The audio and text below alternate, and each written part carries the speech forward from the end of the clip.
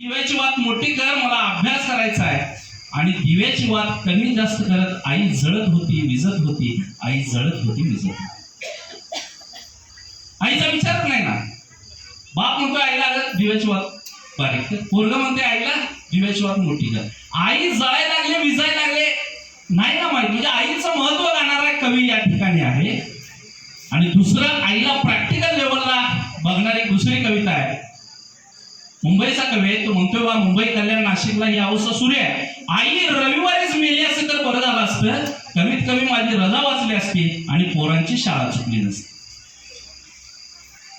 बघा, एका ठिकाणी आईचं प्रचंड महत्व आहे आणि दुसऱ्या ठिकाणी आईनं सोयीच्या दिवशी मरावं असा विचार करणारा मुलगा आहे.